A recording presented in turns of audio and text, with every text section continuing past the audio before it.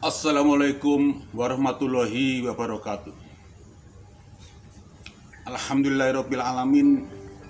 Asyhadu an la ilaha illallah wahdahu la syarikalah. Muhammadan abduhu wa rasul. Allahumma sholli wa sallim wa barik ala sayyidina Muhammadin abdika wa rasulika nabiyyi ummi wa ala alihi wa ashabihi ajma'in. Amma ba'du. Pemirsa dimanapun Anda berada, kita berjumpa kembali dengan saya ya. Dalam edisi ini saya akan membahas yaitu merokok halal atau haram. Ya. Di sini banyak para ulama yang pro kontra, mana yang benar, halal atau haram. Ini saya temukan dalam mimpi saya setelah saat malam dan berzikir, yang benar yang mana. Surah Alhamdulillah, saya menemukan jawaban Allah Subhanahu wa Ta'ala, yaitu menggambarkan dalam mimpi saya. Banyak ulama yang mengatakan bahwa mengharamkan merokok karena membawa penyakit. Menurut saya bukan karena diharamkan, karena penyakit. Banyak yang makan yang halal, tapi juga ada yang membawa penyakit. Untuk itu, Anda simak video ini selengkapnya, dan jangan lupa sebelumnya pencet tombol like, komen, dan subscribe ya. Dan selanjutnya, setelah saya mohon kepada Allah SWT dalam mimpi saya, yaitu untuk malam pertama ya, saya melihat yaitu sepiring nasi putih ya, sepiring nasi, dan saya terbangun. Dan yang kedua adalah saya melihat, saya dalam mimpi saya yaitu saya melewati depannya rumah Pak Haji. Di samping Pak Haji situ ada kebun dan ada pohon belimbing, dan Pak Haji di situ di depan rumah, dan belimbing tersebut adalah jatuh dan saya mengambilnya dan saya makan di situ. Pak Haji melihatnya dan tersenyum. Dalam mimpi saya yaitu Pak Haji adalah seorang yang bakil atau pilot ya. Dengan pelit-pelitnya atau bakilnya Pak Haji, karena belimbing itu jatuh, saya ambil, saya makan, diperbolehkan. Mari kita kaji bersama dalam mimpi saya. Nasi putih adalah bahan pokok yang utama. Biarpun kita makan setiap hari, tidak ada bosan-bosannya. Jadi nasi putih itu kalau kita makan sebetulnya gak ada rasanya, tapi kita tidak ada bosan-bosannya gitu. Jadi merokok menurut saya itu termasuk bahan-bahan pokok. Misalnya kita makan nasi, lauk kita tempe atau ikan, kita bosan, besoknya kita makan daging. Makan daging tiap hari, biarpun itu daging mahal ya, lauk yang utama ya, tetapi kalau tidak diganti tetap bosan. Tetapi ini nasinya putih ini tidak ada bosan-bosannya. Jadi bagaikan merokok itu biarpun tidak ada rasanya, bagi yang senang rokok, pecandu rokok, itu tidak ada bosan-bosannya, menghilanginya susah. Dan perlu diketahui, saya bukan perokok asli ya, tapi saya terkadang merokok kalau lagi begadang atau berkumpul sama teman-teman ya. Sepertinya kalau sambil merokok dan sambil ngobrol sepertinya enak ya. Karena saya bukan perokok asli, saya tidak nyandu karena belajar ngerokok saya umur di atas 20 tahun, jadi menghilanginya gampang. Dan saya tidak merokok 1 tahun pun juga betah. Dengan para ulama bilang merokok untuk diharamkan karena membawa penyakit paru-paru, ya, membawa penyakit batuk. Saya bukan merokok asli, tapi saya juga punya penyakit batuk. Jadi punya penyakit batuk itu bukan hanya perokok saja. Hal-hal yang merokok itu bukan batuk saja. Misalnya kita di jalan raya ini tidak pakai masker, di situ banyak asap berdebu. Dan di proyek itu juga banyak asap sekali, dan Anda tidak pakai masker, itu asap itu masuk ke rongga paru-paru Anda, di kerongkongan dada kita, itu ada paru-paru. Itu biasanya kita langsung batuk dan kita langsung sesek. Disitulah membawanya penyakit seperti itu. Jadi bukan hanya perokok saja. Justru perokok itu yang cepat punya penyakit paru-paru adalah yang menemukan asap Anda. Misalnya Anda ini ya merokok, kita isep dalam-dalam, terus kita buang di situ, yang menemukan asap itu yang cepat jadi punya penyakit paru-paru. Dulu pernah saya berteduh, yaitu di Kelurahan Karet, Jakarta Selatan. Di situ ada orang perokok sebelah saya. Di sebelahnya lagi adalah orang perempuan. Di situ di sebelah saya itu lagi merokok dan membuskan rokoknya itu asapnya dan naasnya, angin itu membawa asap tersebut ke mukanya mereka. Padahal itu lokasi luas ya. Dan itu anak perempuan tadi teriak-teriak dan memaki-maki orang tersebut. Jangan tidak sopan merokok sembarangan, bilang gitu. Baru di ini isep 2 isepan ya terpaksa rokoknya dimatiin. Jadi di situ. Dan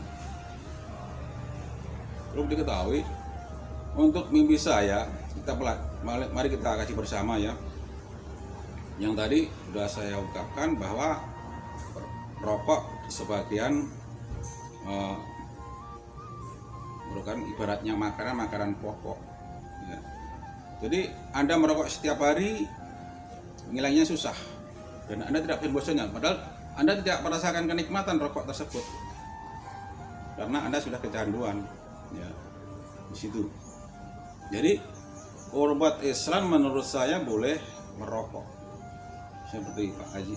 Yang kedua tadi kan saya melihat belimbing ya, belimbing, dan saya makan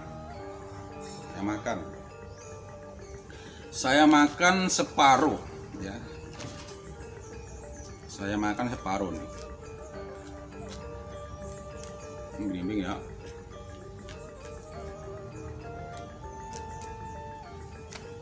Dan Pak Haji melihatnya.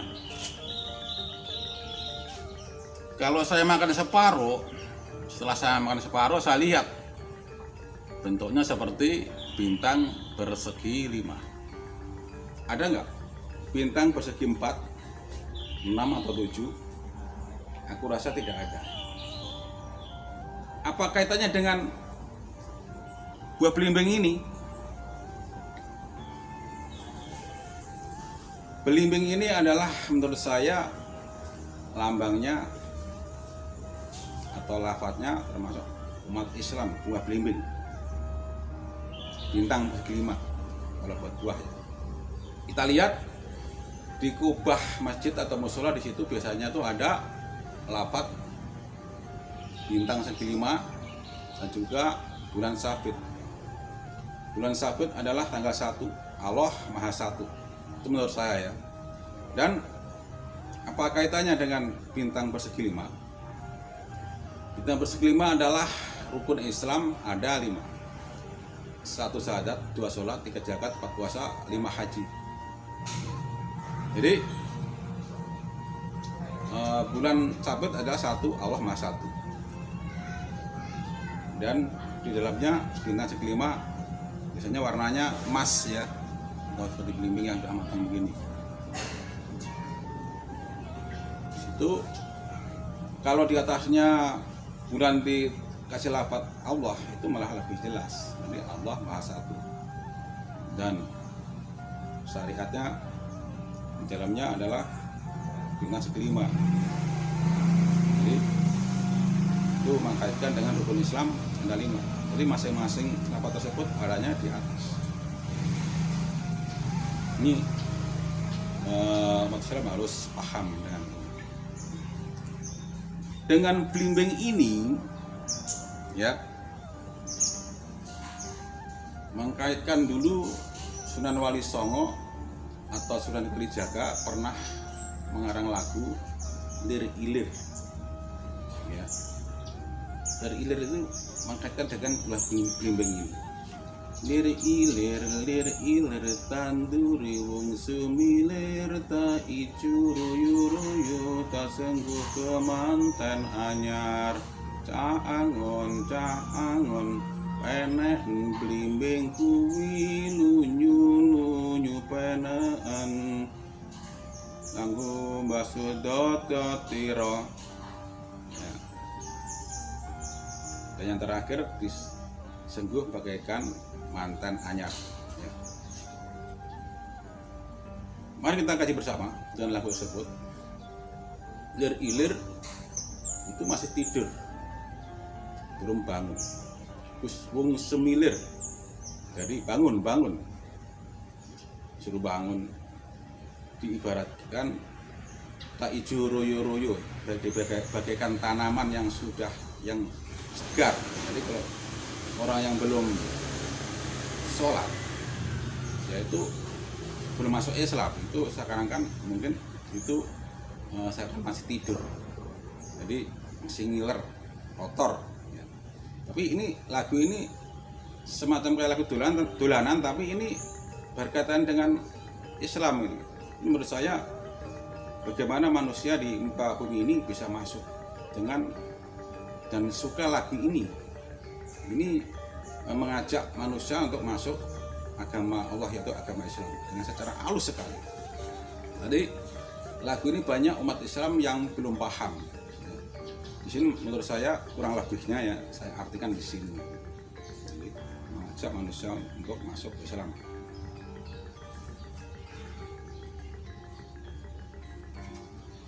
Jadi cah angon itu anak penggembala. Anak penggembala itu orang kecil, miskin. Peneken blimbing kuwi, biarpun licin, panjatlah blimbing itu, buah itu. Ambil buahnya. Biarpun licin seperti apa, panjatlah. Setelah mendapatkannya, disuruh memakannya. Di sini menurut saya anak penggembala tersebut suruh mempelajari rukun Islam, biarpun susah seperti apapun tetap disuruh mempelajarinya. Dan misalnya mempelajari sholat ya, yang agak susah mempelajari sholat, biarpun susah apa suruh mempelajarinya. Setelah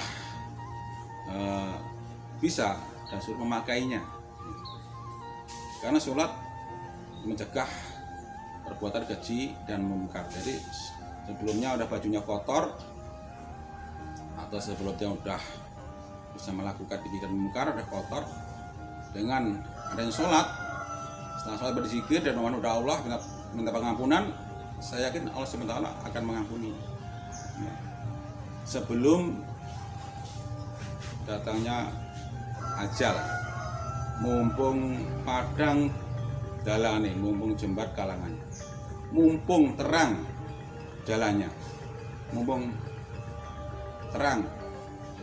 jalannya, istilahnya mumpung masih diberi kesempatan hidup, waktu masih panjang, jadi disuruh mempelajari rukun Islam tersebut sebelum ajal tiba. Itu menurut saya sendiri. Jadi bagaikan kemanten baru, bagaikan mantan anyar ya, tak sengguh kemanten anyar yaitu orang yang masuk Islam seperti orang yang jadi kemanten baru, jadi menempuh hidup baru. Jadi biasanya kalau pagi-pagi masih molor, nah di sini sudah bangun, jadi ada kehidupan sendiri ya, beda sama sebelumnya ya. Jam istirahat biasanya hanya istirahat jam 12, ini harus sholat, mengerjakan sholat 5 waktu. Jadi seakan-akan punya kehidupan baru gitu, kalau baru masuk Islam, dan ada puasa juga. Jadi menurut saya seperti itu. Dan Ustadz bilang merokok diharamkan karena membawa penyakit. Dengan membawa penyakit bukan hal yang haram saja. Jadi menurut saya, kalau merokok Anda itu bahannya cengkeh dan tembakau itu boleh-boleh saja. Seperti Pak Haji tadi, tentu juga doyan berimbing. Jadi orang Islam, orang Pak Haji, kiai, ustadz boleh merokok. Ya. Apakah merokok halal sepenuhnya? Menurut penelusuran saya belum tentu. Untuk itu simak video ini sampai selesai. Ya. Anda merokok, misalnya sehari 2 bungkus. 2 bungkus itu harganya di antara 20 atau 25. Kalau Anda belikan beras itu dapat 2 liter. Kalau Anda kekurangan, tentunya mendingan dibelikan beras ya. Tapi untuk pencandu rokok susah menghilangkan itu. Dan dia bilang begini, daripada saya tidak merokok, beliau tidak makan. Biasanya sehari makan 3 kali, bisa jadi makannya 2 kali. Sudah kenyang katanya karena sudah merokok ya. Nanti pagi tidak sarapannya hanya ngerokok, atau pagi sarapan, siangnya merokok saja. Ini seperti itu ya. Dengan Anda menghentikan rokok sebetulnya, saya yakin keluarga Anda akan sehat dan anak istri Anda akan senang. Karena daripada buat beli rokok, mendingan buat beli beras, bisa mencukupi keluarga Anda. Dan saya yakin keluarga Anda, anak istri Anda akan sehat, ya, lebih sehat di situ.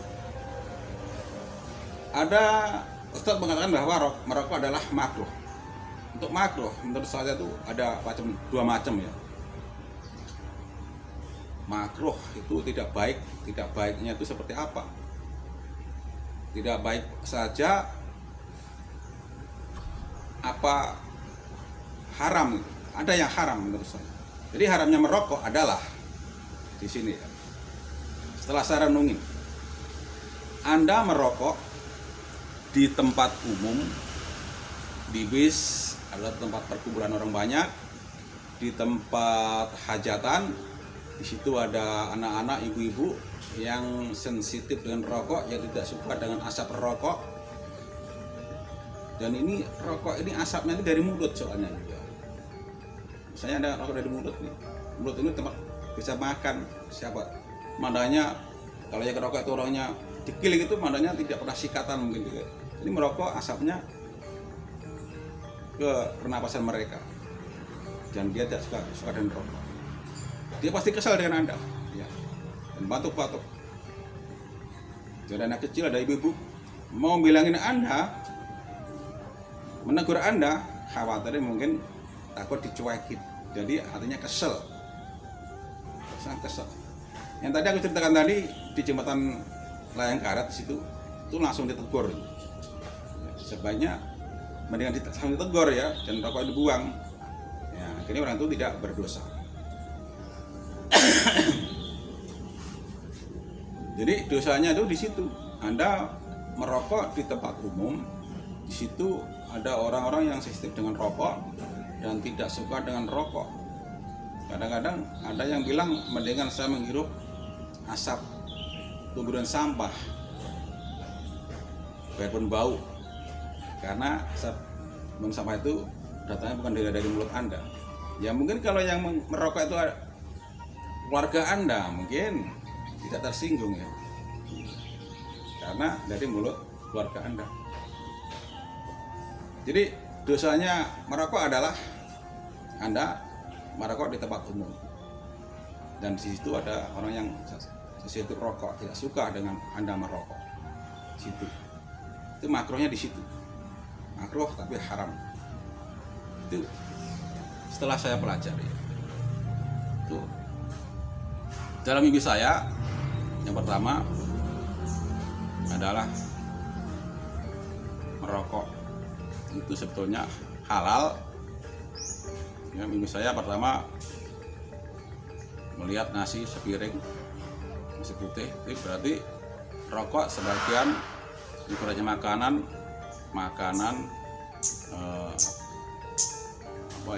bahan pokok ya. Ada Ustadz merokok diharapkan karena bawa penyakit. Yang diharamkan itu bukan hanya yang bawa penyakit, itu bukan hal yang bawa penyakit aja. Jadi Anda merokok ini, Anda mengharamkan karena bawa penyakit. Itu yang bawa penyakit itu bukannya perokok aja, yang hal-hal yang halal pun juga bawa penyakit. Coba Anda makan sate kambing setiap hari, Anda punya penyakit darah tinggi nggak? Anda setiap hari makan yaitu kacang-kacangan yang Anda umurnya di atas 50 tahun setiap hari, tentu Anda akan punya penyakit asam urat. Anda setiap hari makan makanan yang zat minyak, tentu Anda akan membawa penyakit kolesterol dan lain sebagainya. Jadi haram karena bawa penyakit itu menurut saya salah ya.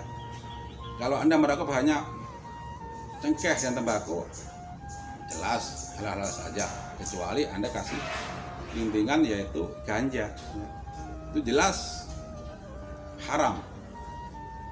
Karena ganja yang pikiran kita, hati kita ini sehat, dengan bimbingan itu kita rokok, pikiran kita tidak sehat, seperti minuman keras, itu yang diharamkan seperti itu. Jadi kalau bahannya tembakau dengan cengkeh, menurut saya boleh-boleh saja, tapi Anda hati-hati jangan merokok ya. Yang diharamkan adalah merokok Anda tempat umum, itu mengganggu situasi mereka yang tidak suka dengan Anda ya. Jadi kalau Anda ditegur dengan orang tersebut, harus segera dibuangnya.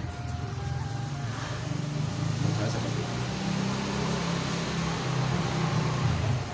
Kiranya cukup sekian dari saya, semoga pemirsa puas dan paham ya. Ini murni dalam mimpi saya minta kepada Allah SWT, jawaban mimpi saya seperti itu. Merokok bagaikan bahan pokok ya, bahan pokok itu menurut saya di situ. Kiranya cukup sekian dari saya, mudah-mudahan bermanfaat ya.